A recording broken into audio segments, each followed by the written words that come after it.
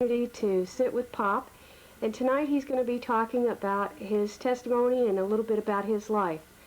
So, Dad, I'm going to just let you talk, and I may ask you some questions, and that way maybe to help jog your memory on something that happened. But this is so that we can share it with friends and family, basically around the world. Okay, I was born in 1924 by a Roman Catholic family.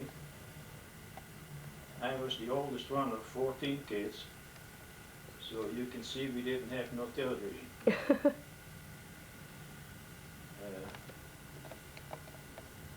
1940, well, my father had put me in the junior seminary because his brother and his son was studying to become a Catholic minister, Catholic priest.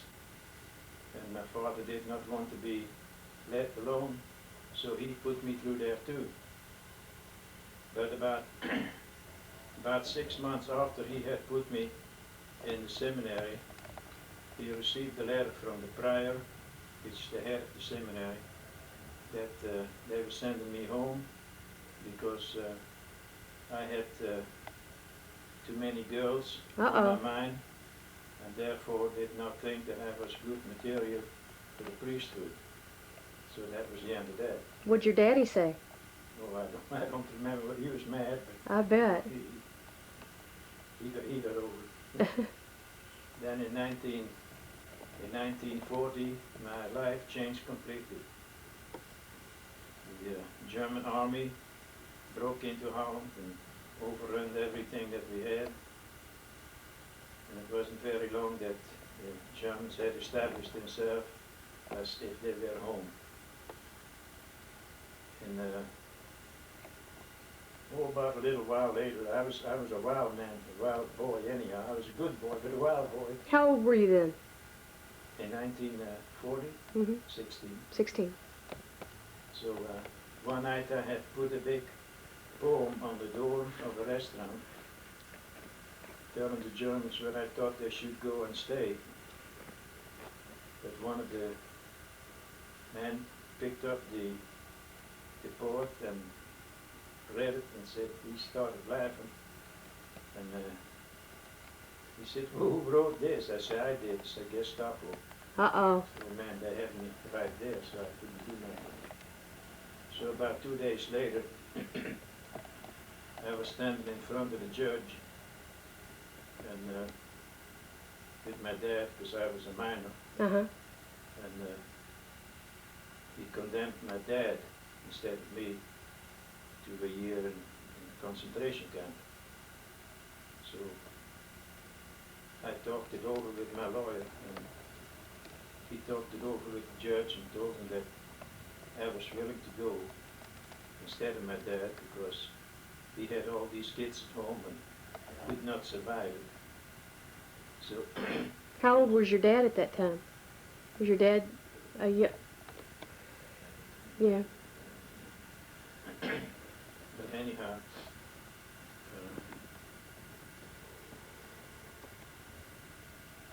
so instead of your dad going to concentration camp, you offered to go? I offered to go, and in place of your dad. The judge told me that it was very commendable, and he was going to send me 6 months instead of a year. Oh. So he was a good judge. Yeah. Now he wasn't a German judge. Yeah. He was German. Okay. He was German. So, but as I was only 16, they could not send me to Germany because Germany could not accept minors, teenagers to work.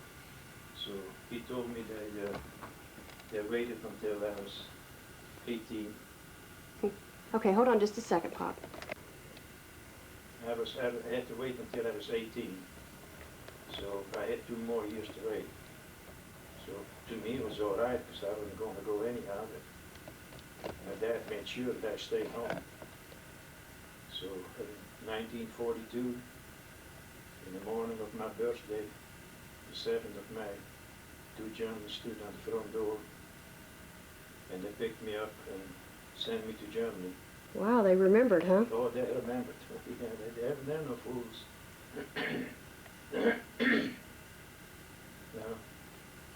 sent me to a town by the name of Vetschau, Vetchhau,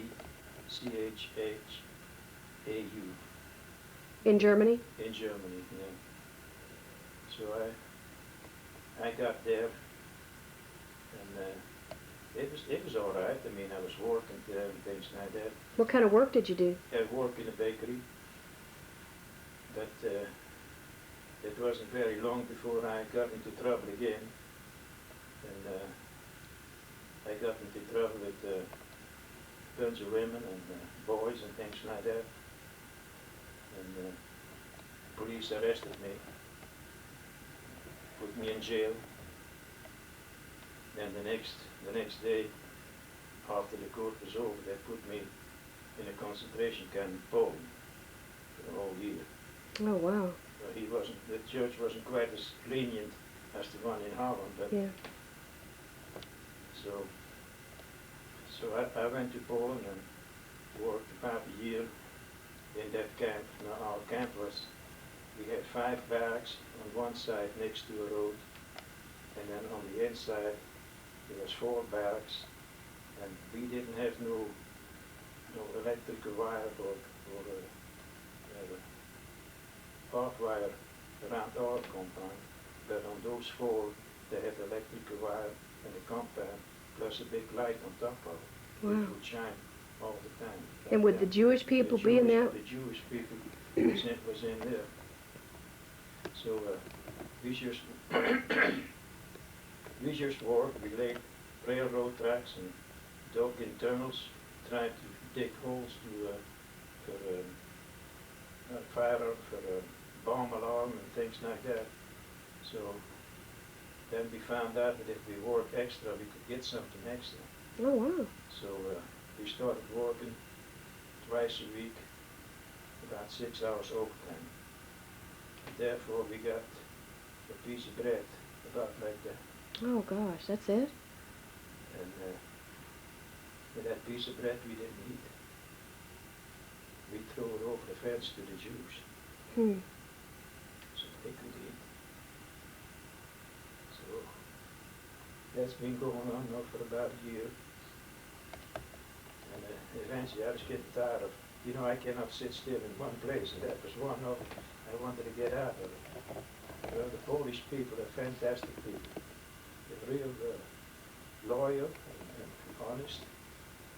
And one of them said that a friend of theirs was going to come by a certain day with a wagon. And on the wagon he had garbage like potato peels and cabbage leaves and all that. And he said that was the only way they can get me out of it. So it kind of stunk, but I don't care. And the Germans did not want to stop that wagon because they The smell. said, go on. So you hid in a garbage truck? The garbage truck. I stunk to high heaven. But anyhow, we got in a little town by the name of Benzin,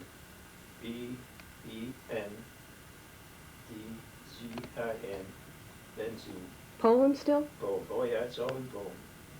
Well, I got in the underground there with some Polish people and worked there whatever I could, all in underground activities. It's mailing letters and things like that. See, I didn't speak no Polish, so I couldn't write, I couldn't do nothing as far as that goes. But I always would find something for me to do. Mm-hmm. I've been there about 6 months or 8 months, and they got together and they said, well, Harry, I think it's about time for you to leave. I said, how come? Well, they said the Russians, the Red Army, is coming in the east, and they're coming closer and closer and closer. And if they find you here, they're going to shoot you. Oh, gosh. Because the Russians, I mean, they wouldn't believe you. They're so stupid. They couldn't even understand between Holland and France. I mean, it's all the same to them. So they just pick you as a German, hiding, and things like that. So I took their advantage. And a couple of days later, they had it arranged with a big a truck driver, had a great big truck, who was going to Germany, and he was going to take me with him. So I went on that in that freight wagon, whatever it was. I don't know what it had on it, but it didn't stink like the other one. Like the last one, huh? Yeah. Well, this man brought me to a small town by the name of Vetschow, which was the same town where I came in when I first got into Germany. And in that town, I had a good friend by the name of Heinrich Fechner. Hmm. Heinrich was engaged to a German girl. Was he from Holland? No, he was from Poland. And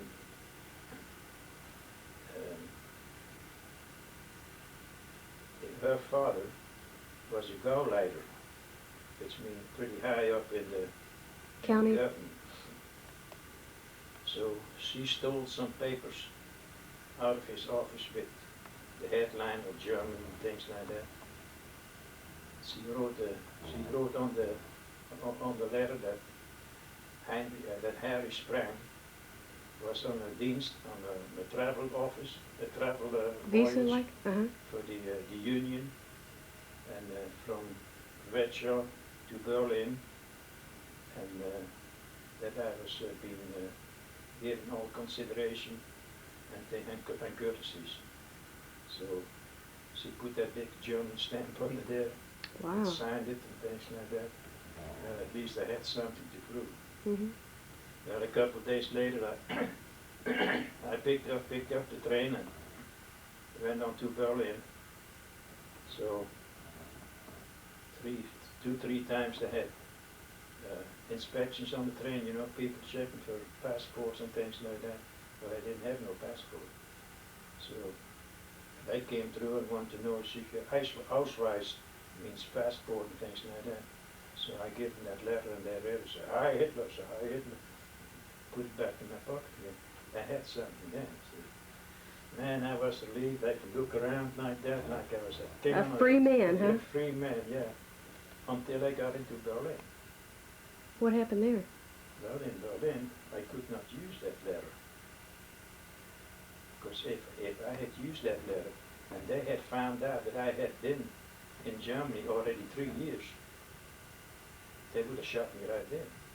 Hmm. So what I did, I tore it up in fine pieces and things like that, and got rid of it. Then I went to a German policeman standing on the side of the road, and I told him, said, I just come here from Holland. I don't have no money. I don't have no passport. I don't know where to go. I don't know where to work and things like that. Can you help me? I said, oh yeah, come on.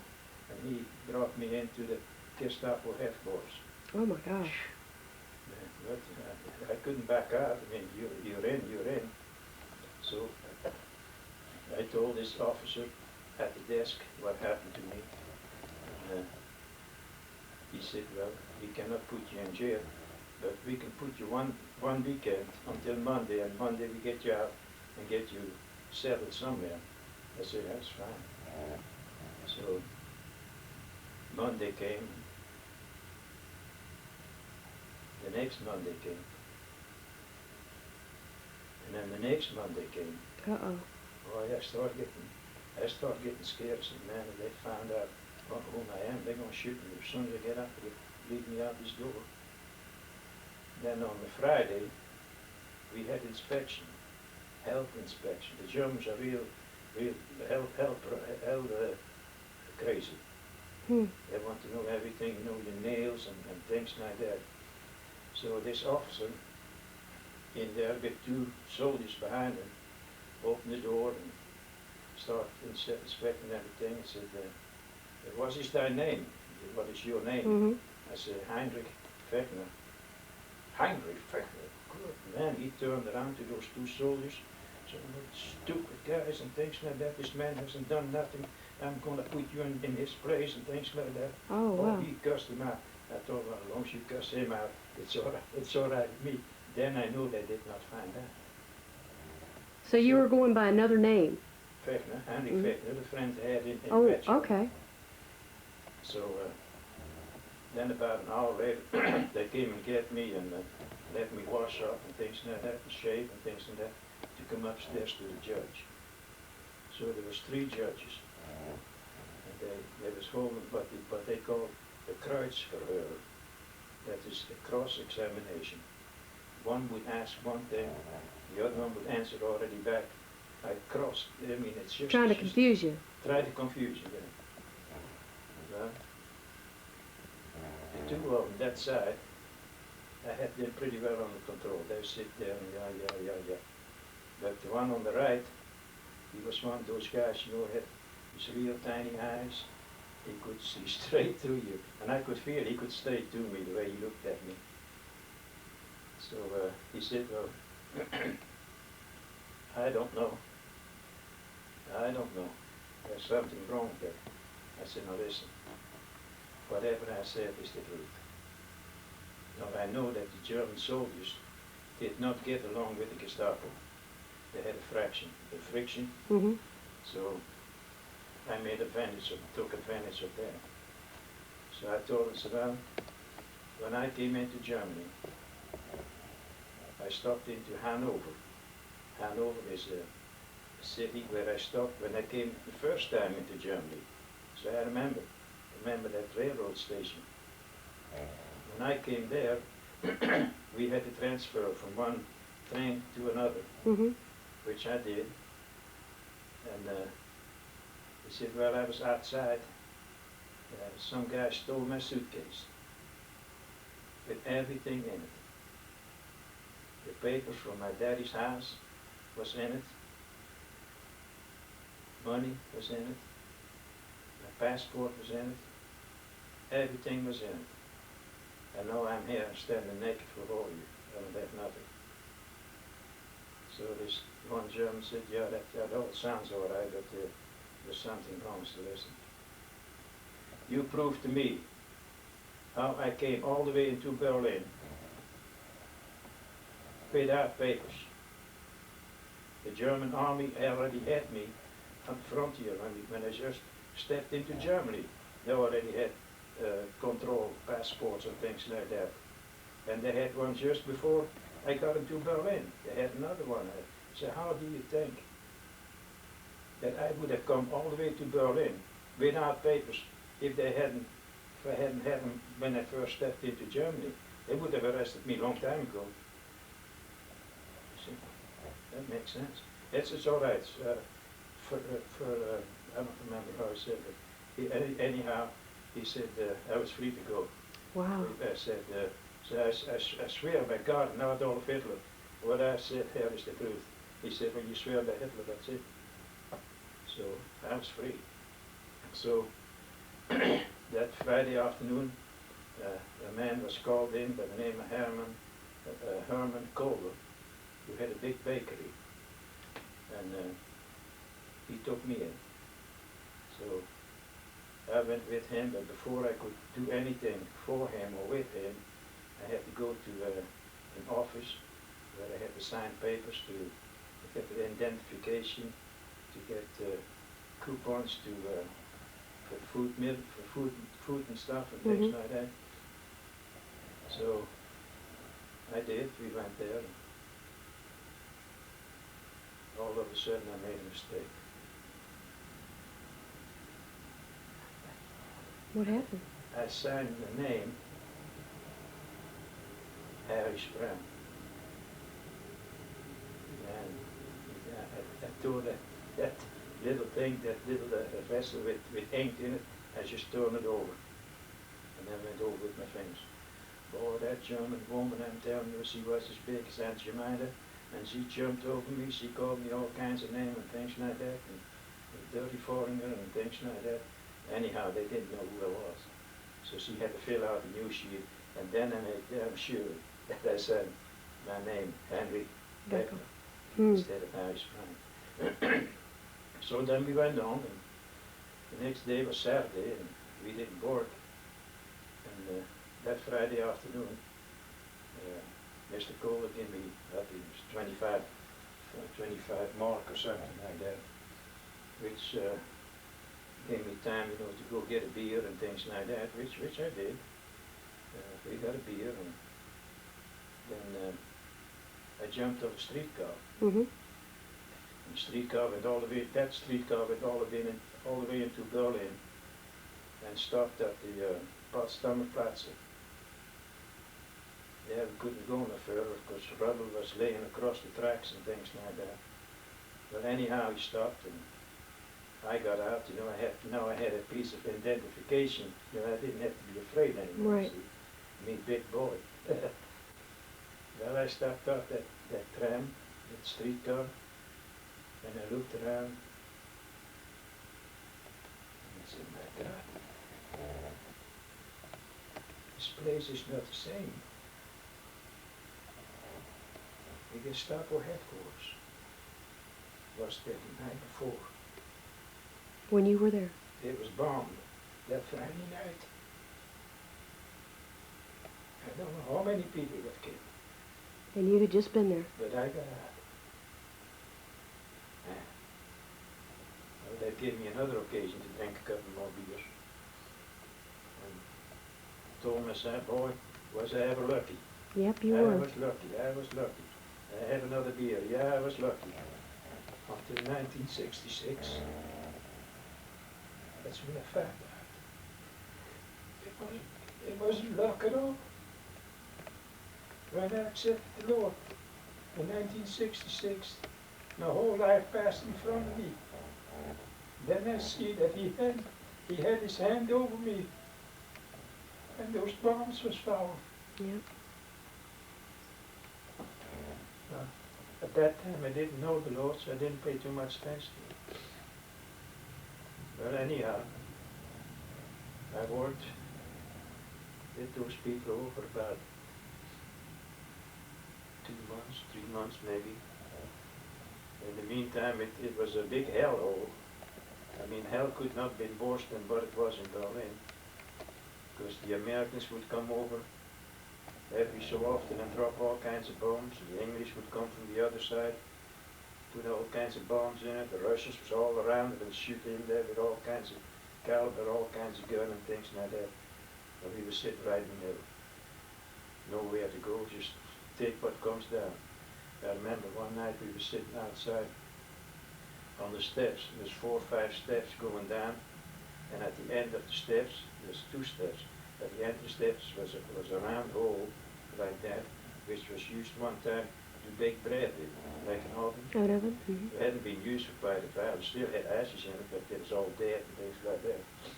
No, the bombs that you hear don't bother. The bombs you hear, you know, Because they're far enough away? Or? Far enough away, you can hear them, but they don't bother. The ones you don't hear, the ones that, those are the ones that go to hit you. Well, let me tell you, with 3 people, we were sitting there. We dove down in those ovens. All 3 of us was in a hole about that big. Mm. The next day we got down there and we started to measure and started to call it. It was impossible for 2 guys to get in there, let 3 guys. Mm. So it's all those little things, you know, they add up in my life. Then the Russians started to come in. They liberated us, and that was in April 1945. The war was over in May 45, May the 7th, on my birthday. Is that right? It was over, yeah. So they didn't make it any easier either. They had a lot of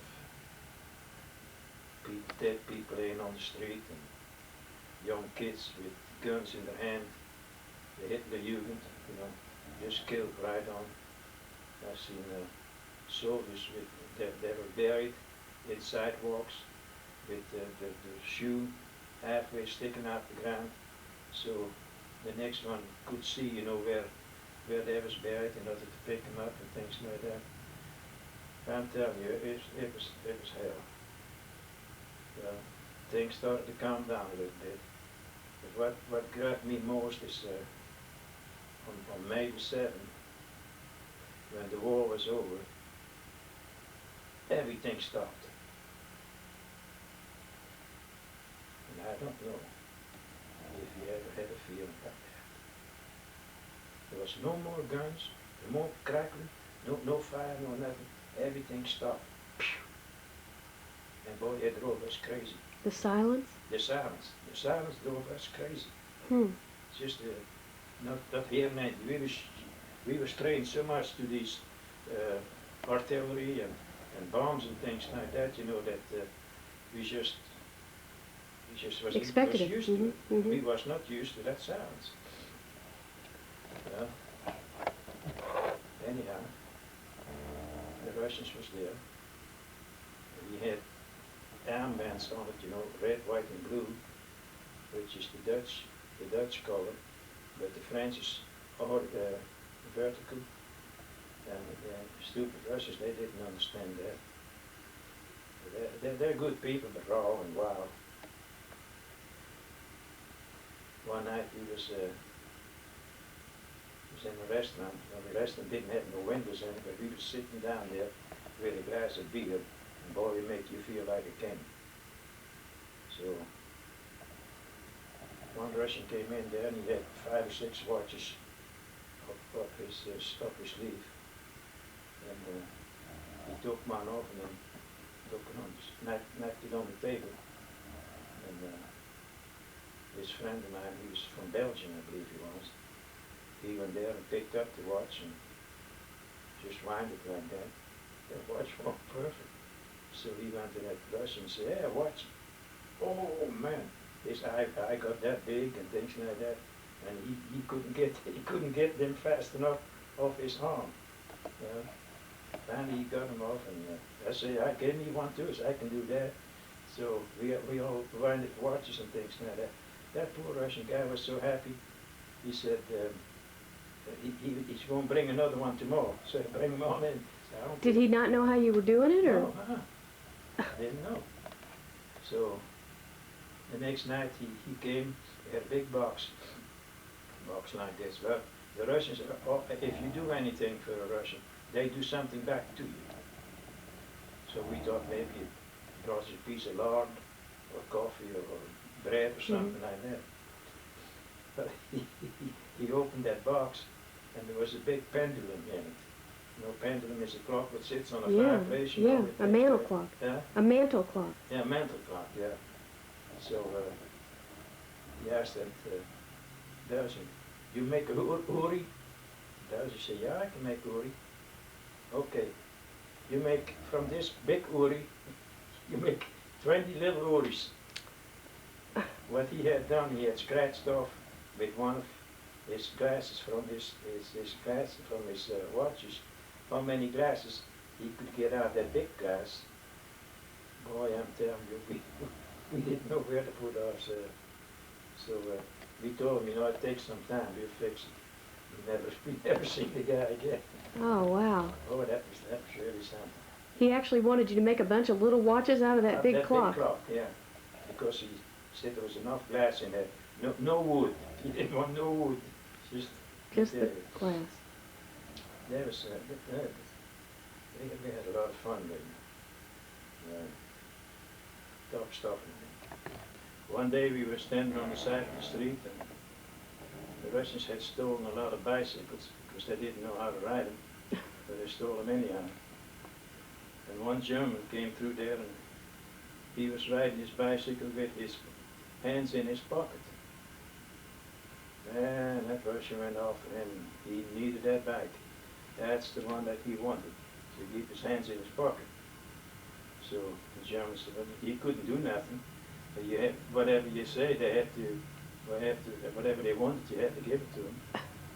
So that German let him have that bicycle, and he climbed up that bicycle and started rolling and put his hands like that, and he went hell over heel, and he busted his whole face open. Oh gosh.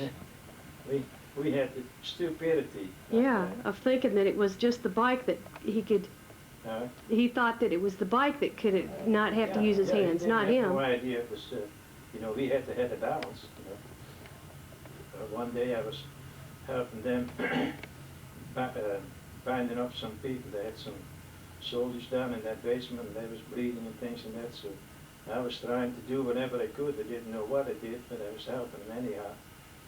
Well, I've been trying to put bandages on it and things like that. And then the next day they was looking for me. And finally they found me. They said, Doktorski, Doktorski. Come, you come on, Doktorski, come on, Doktorski. So they took me to the hospital. They thought you were a doctor?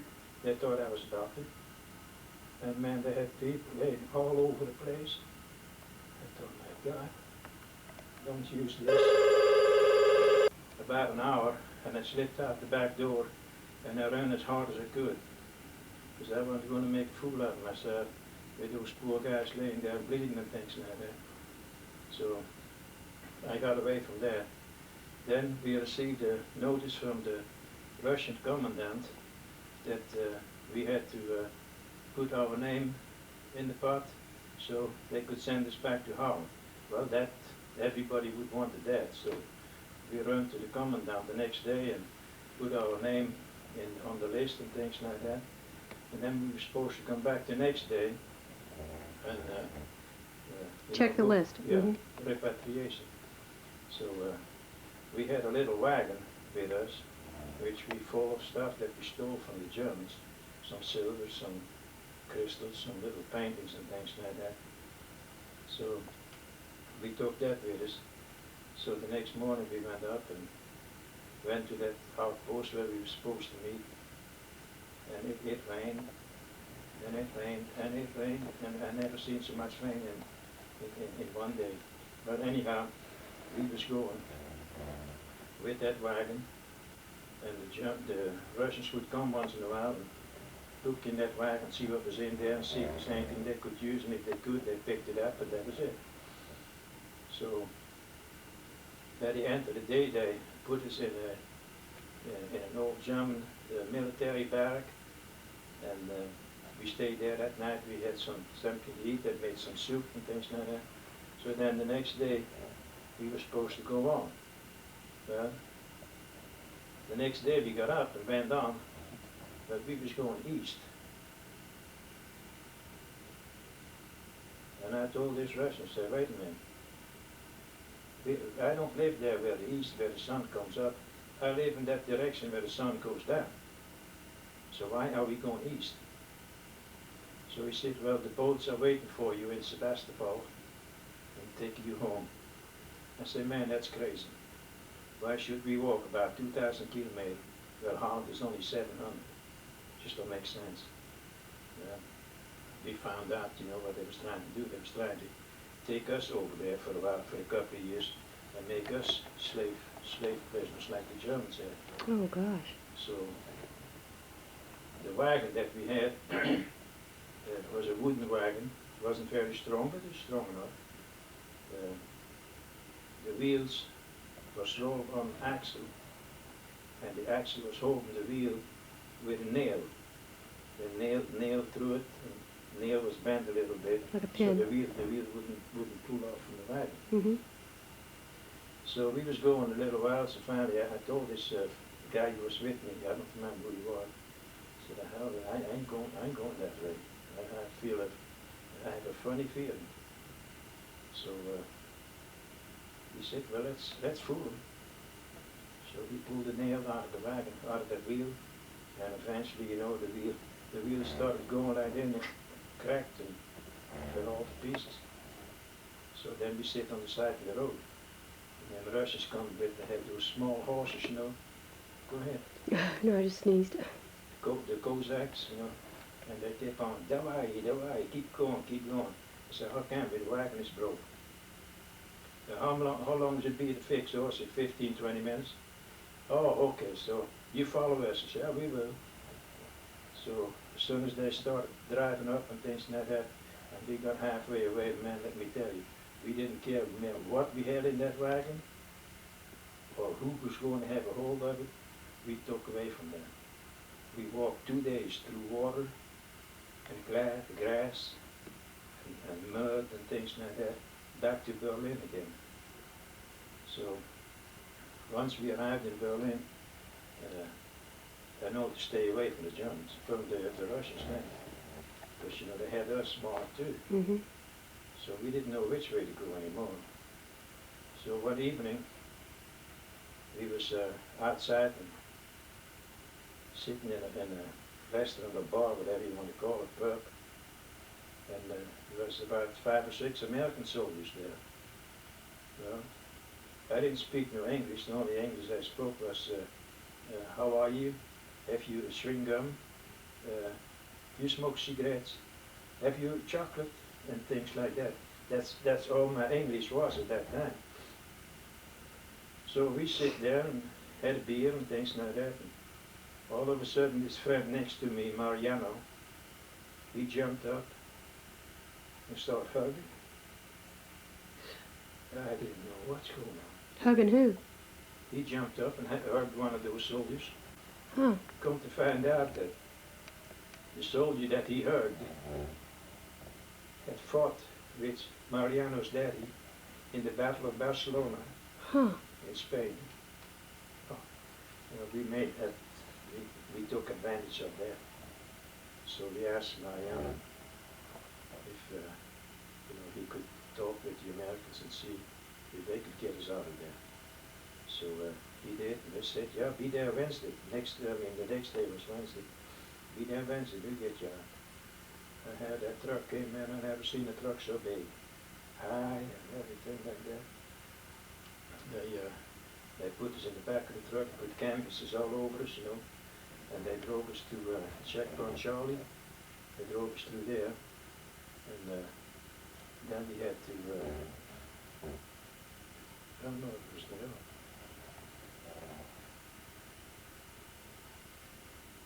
Yeah, we had to get out. There was a part of it was American headquarters, and they was delousing us, you know, and shaving hairs and checking for all for venereal diseases and things like that, and washing them. They just put a lot of powder over us, you know, from disinfected stuff and things like that. This is an American base? Yeah. That's before we could go any further, so they didn't want to they didn't want to infect Anything. the neighborhood. So the next day we went, and but at that time we was out Checkpoint Charlie, back into the Russian zone, which was part of West Germany. See, the Russian had so much, and then West Germany, and then the American zone. So we got in those big trucks and things and that, and the Negroes was driving in trucks. Or let me tell you, they're wild people. You're talking about wild people, them Negroes, that was wild. Well, they drove us through there, and every time we stopped, and Russians tried to climb up the back of the truck and see what was in it. And called people, say, hey, the Russians, they pulled away.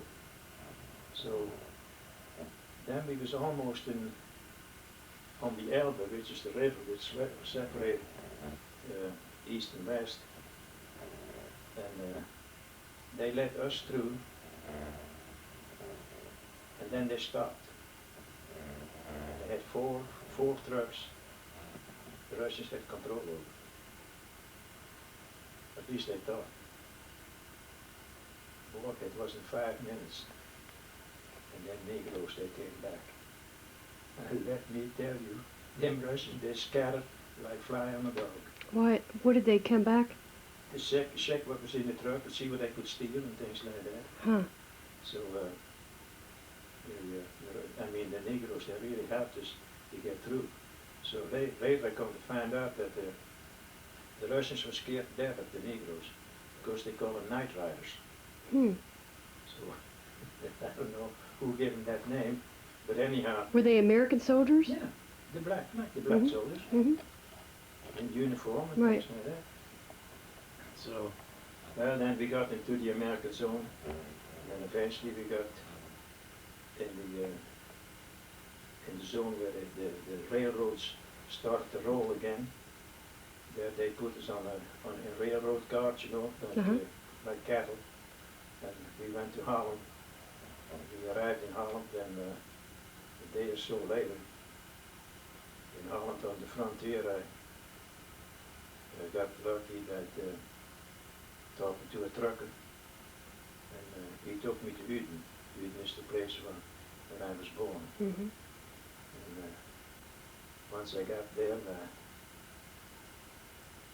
Dad was sitting in the kitchen, and I went to the back door in the house, and he wanted to know what I wanted. He did not recognize me. Oh, wow. Just for a few seconds. And Mom, as soon as she heard my voice, she flew down. Well, then it wasn't 5 minutes, the whole village knew about it.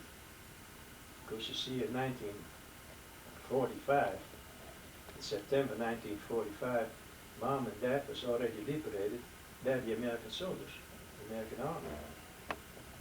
And Dad has tried through the American Red Cross and the Swiss Red Cross to get a hold of me. Huh. But his search would just go so far under the name of Sprang, and then it would cut off. I mean, there was no more Sprang. Mm-hmm. Because you were going under another name. That was going under a different name. So therefore they had said a mass of requiem. Oh, they thought you were dead. They thought I was dead. So you can imagine. So I was still alive, but they didn't know it. So then after that, I started working in a bakery for a while. I went up to The Hague, where I met Anita, my first wife, and she was a nurse in a Syrian legation. And I met a young man from Switzerland there, who was the head cook in that family. Well, Harry, one night he had a wild idea, and he started drinking and things like that. He made it so that it wasn't very long they came in. He was serving at the table, you know, just things like that.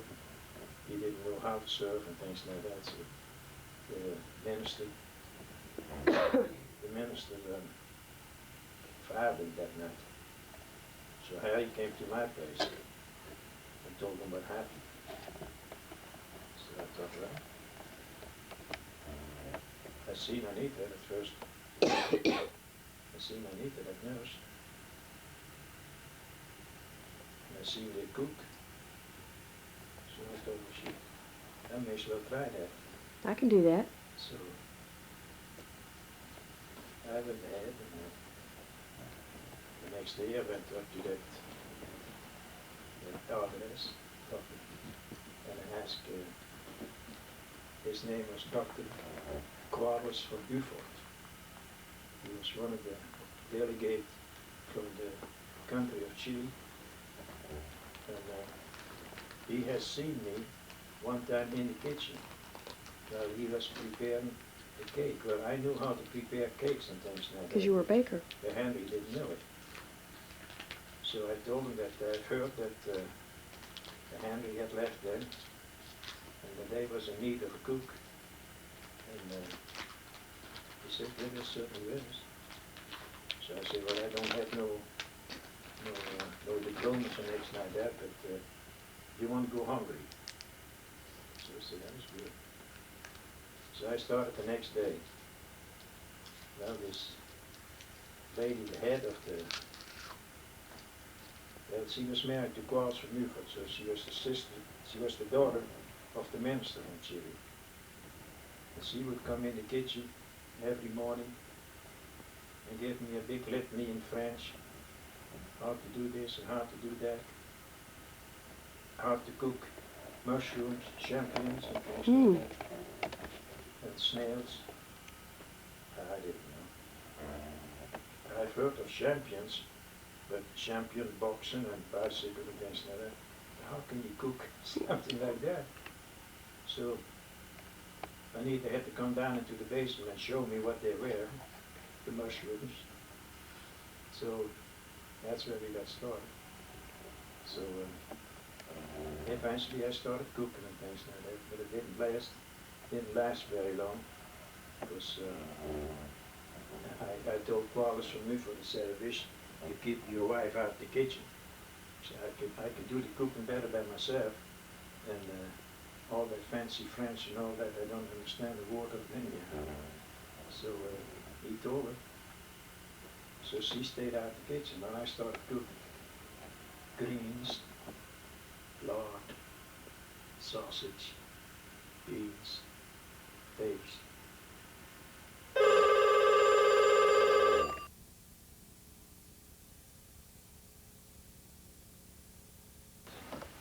About 3 weeks, and these poor people was getting so fat that they had to drink bicarbonate of soda and things like that, so finally they got rid of me. So I went with Anita to Switzerland, where I found employment by the United Nations and worked with them about 2.5 years. After that, I got deployment as an archivist with the World Health Organization until I came to the United States in 1953. The reason that I came to the United States was that in 1950, when the war broke out in Korea, I wasn't ready for another war. I wanted to get out of the country.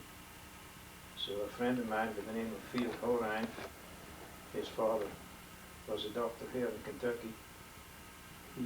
He sponsored us. So finally we came to this country.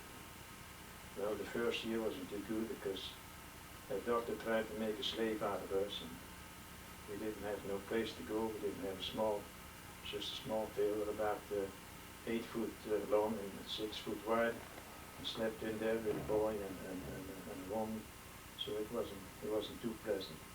Anyhow, one of my friends, postmaster general, came by, and not postmaster general, the postmaster, brief carrier, if you want to call him that way, came by and wanted to know how I was doing. I told him it's not too good. I mean, the doctor accuses us of drinking. We can't even afford to drink. He found behind the trailer, he found a box.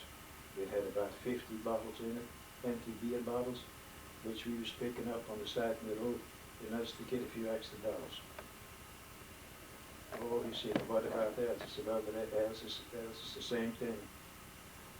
He said, well, we figured that out. So I said, well, he's going to deport us back to Europe.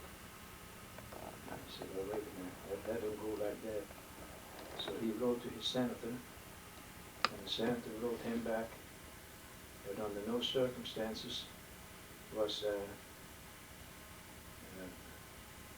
under no circumstances could I stay wherever I wanted to stay. If I wanted to go somewhere, I could go as long as I did not fall under the government of the United States. So when I found that out, that was the end of it. So we wrote on the house, we choose liberty, and took off. We went on to a farm in Brooks, Kentucky. Real fine people, nice Christian people. And we stayed there about a year and a half. One night we went to the Haymarket with the lady of the house, and once we came back, there was a whole slew of cars standing outside on the farm. And I wondered what was going on. Maybe somebody died or something like that. So we walked in. Mrs. Patterson knew what was going on, but she didn't tell us. So So when we walked in, there's about 15 people there giving us a housewarming. Oh, wow. They gave us blankets and sheets. And one guy gave us $50 for buy coal with and stuff like that. That was something else. That other guy never did anything for us. But these people, they didn't know us, and that they knew, you know, that a helping hand needs a helping hand. So we stayed there. One night we were sitting outside on the porch, and Mrs. Patterson, she had a big bowl like this, full of popcorn. And I didn't know what popcorn was. So I asked her, so what is that, Miss Pat? I said, that's popcorn. So how do you make that? Yes, I have some. So I got the little bits, I grab a handful. So I grabbed a handful and ate some. I said, how do you like it? I said, I like it. I said, how do you make that? She said, well, it's real simple. You get your jar of popcorn, put it in the skillet, and let it pop, and that's it. So the next day we went to Shepherdsville, and I bought me a big jar of popcorn. And that night we got home, we got the stove going, the kettle, the pan was going. And so we took the popcorn and put the whole thing in there. Whole jar, huh? Whole jar. And as the popcorn was flying through the air, we was trying to get a hold of it. We had wall-to-wall popcorn in that kitchen. I bet. Everywhere. Even behind the picture frames, there was popcorn falling off by the day that we left. So it really was a mess. Then started my painting.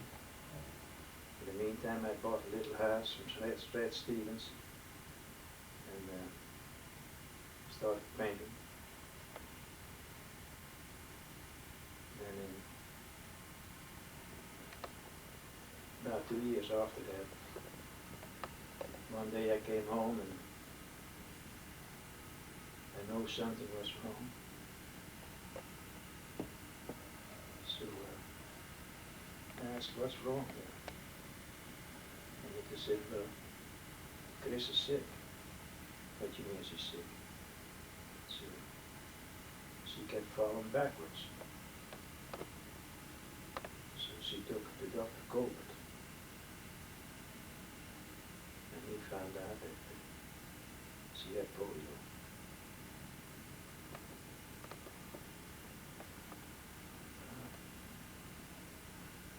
That was another cracker in my life. Not knowing what to do. She had all the shots, all the sugar, and still she had that terrible disease.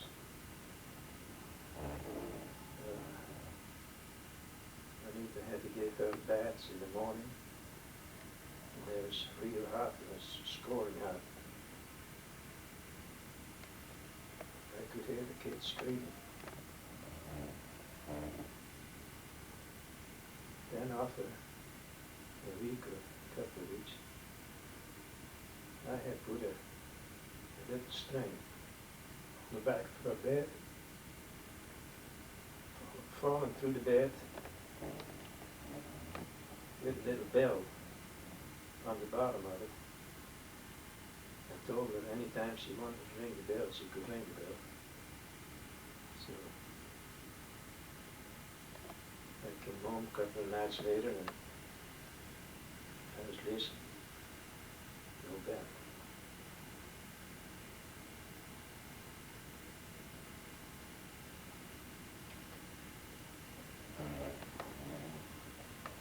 One day I walked home and the bell rang. I have never heard a bell like that. It was the most beautiful sound I have ever heard. Notice that there was hope for recovery. So she recovered quite a bit. And some friends of ours who lived in Arizona told us, Harry, why don't you sell everything you got and come to Arizona, because it's hot here and it's dry and it's a lot better for Chris, because you know she had developed at that time asthma, and said if you love that kid, you do it. So I said okay. So we sold the house and had a big Mayflower truck come to the house in January or February. I don't remember the name, the year. So we went west. We went to Dallas and Fort Worth and Albuquerque,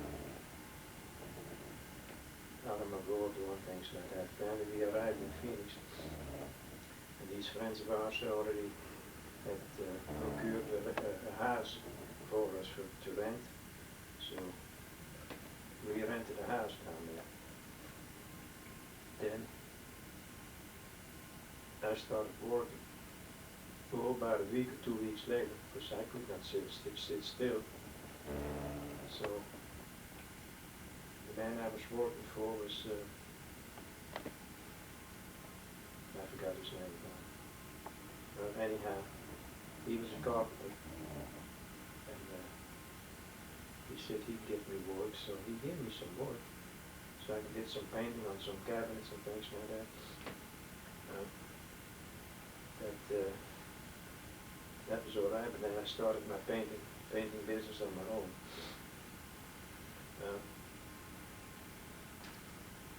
One day, a guy by the name of Dallas Reeves called me and wanted me to come to their house and do some painting and arts and handwork. I said, okay, I would, because every dollar I could get, I was going to get it. So once I did his job and things like that, he recommended me to Homer Powell. And he called up Homer, and Homer said, yeah, send him on over. So I went over there. This was no ordinary house. This was a Spanish hacienda. The walls about 2.5 feet thick, real high, a red tile on the ceiling, beautiful landscape and things like that. So I went there and I gave him a price on it, and he accepted. So the next day, the second day, I started working. So one funny thing was that in every room that I went into, the Bible was laying on the table, either on a nightstand or on a dresser. And I looked at him. I couldn't understand all this D and thou stuff and wills thou, wills thou not. I said, my good God, this is crazy. So I left it alone until one of the last day I found the Bible by Phillips translation, which was more on the English, that I knew. So I read some in that, and that didn't make much sense either, but anyhow. In the meantime, I'm coming to the last day of my work. I've been working there about 3 weeks. And I was working in the utility room, big cabinets and things like that. And Mrs. Powell was doing the iron work, in the Laundry room? in In the laundry room? laundry room, yeah. So after a while he got a hold of me. So Miss Powell, tell me, what kind of people are you? I know that was different than me. They never told no dirty jokes. They never smoked. They never drank. They had a smile on their face all the time, and I could not get over it. I know they was not the same as me, that's for sure. So she said, well, we're a Nazarene. Didn't make much sense either, but anyhow. She said, what are you? I said, I'm Catholic. I said, but I don't go to church, and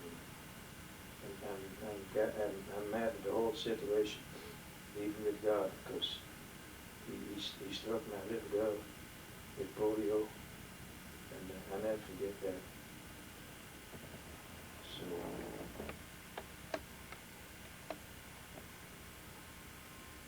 I said, we're looking around. Oh, she asked you to go to church? Yeah. I said, I'm just looking around.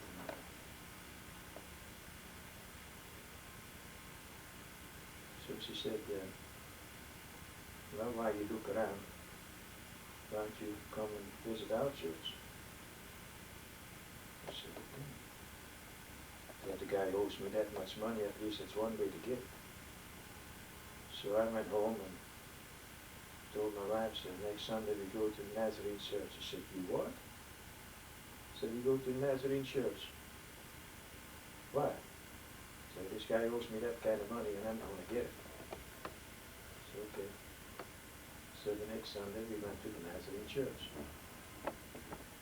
Homer and Gail, they let me in first, and they closed up the gap on that side. And Dallas Ortman and his wife came in from that side.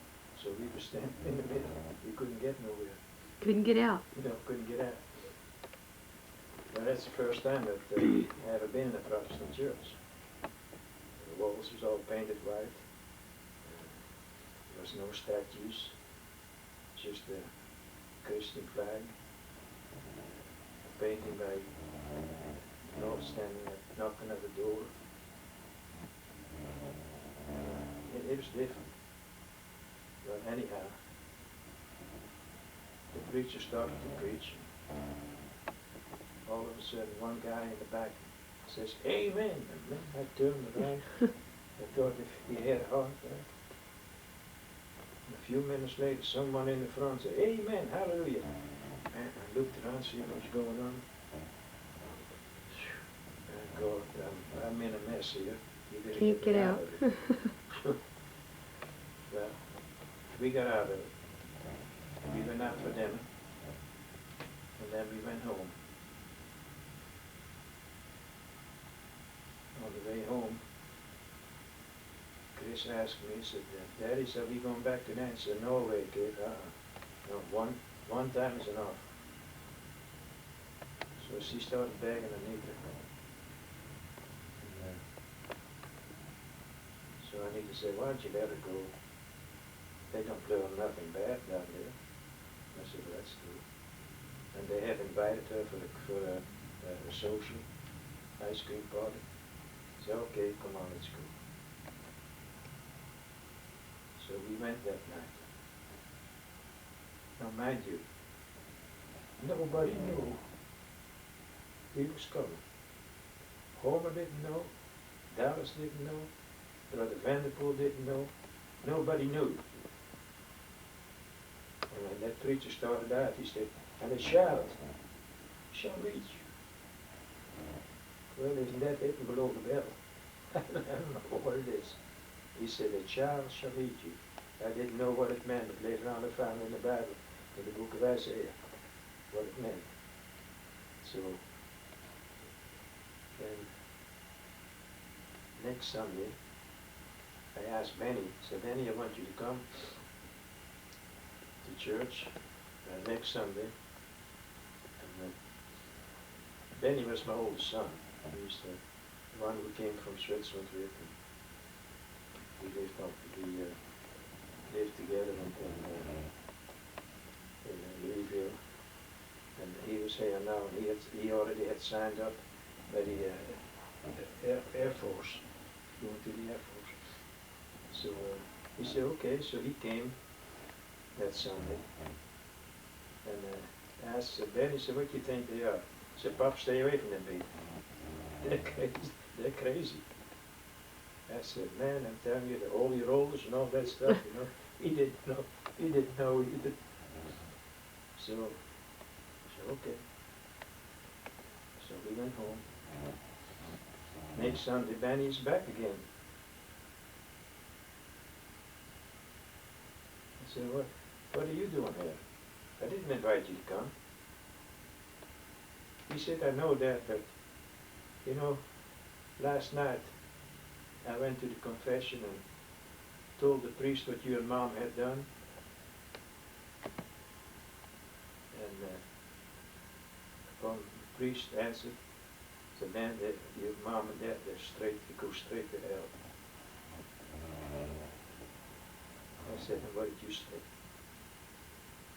He said, that's the way to hell. I want to be with him. Hmm. So he already had something. He got a hold of something. He didn't know what it was either. But for him to state that if they go to hell, I want to be with him, meant that he found something more powerful than just what he said. So, and then he signed up with the Air Force. And then he got saved a couple of days or a couple of weeks before he went to the Philippines. Joe Moss, who Joe was the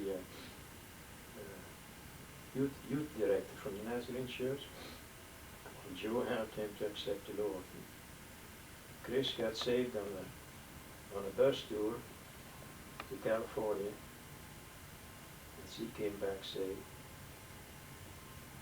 And Gabriel, one Sunday after an evangelistic service at Arden Park United Methodist Church, she told me, she said, Daddy, can you save me? I said, no, child, I can't, but I know someone. So we went to the front and knelt. She accepted the Lord. Well, it's one thing I can tell you. I'm the happiest man on this earth. Know that 3 of my children are saved. What else goes on, I don't care much about. But that's the main thing. Well, there's another Wednesday. You hear? We're going to Wednesday night now. Instead of Sunday morning and Sunday night, we're going to Wednesday night. So, that Wednesday night, I know there was people praying for us behind the wall, you know, in silence. So, we was out of service, out of the building already. And I had this strange feeling come over me. And I told Homer, I said, I need to pray, but I don't know how. I didn't know how to pray like those people prayed. So he said, wait a minute. So he got Brother Vanderpool. We had a small chapel between the church. It wasn't very big. I think it held about 30 some odd people. That's used as a prayer chapel.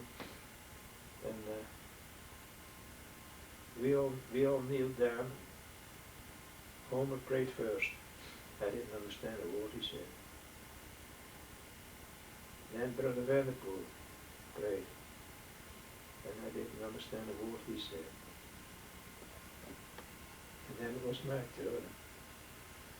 Oh, I said, oh God, forgive me. I didn't know. And once I got up from my knees and walked out the back of that chapel, I swear to God, I never touched the floor. It was like walking on a cloud. The outside lights, street lights, the red was beautiful red, the yellow was bright yellow, and the green was beautiful green. And people who had been saved before told me that was the turning point of my life.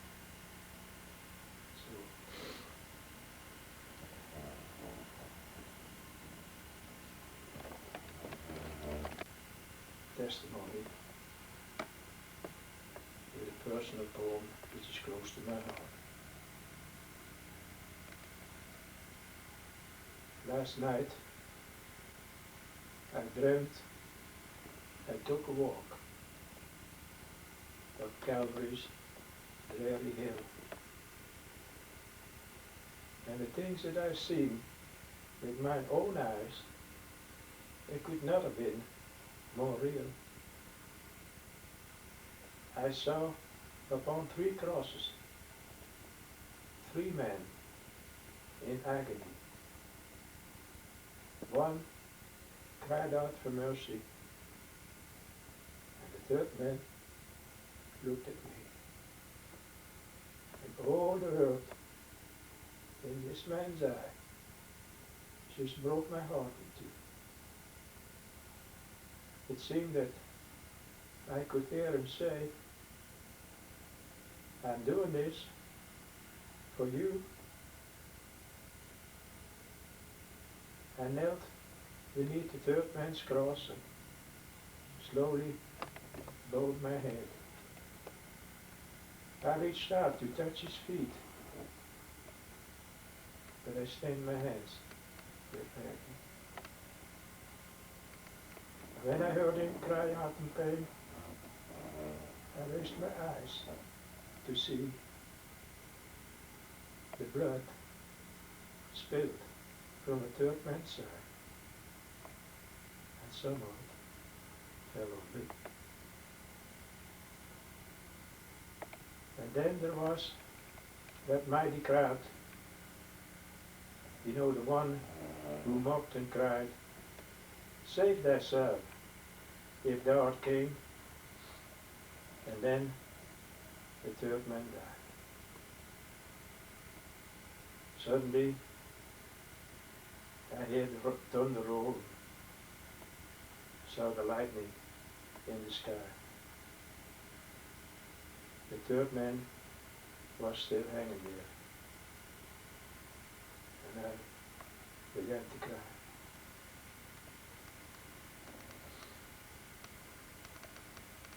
My eyes were red where I had cried. A dream I wished I knew. I still can hear that 3rd man say, I'm doing this for you.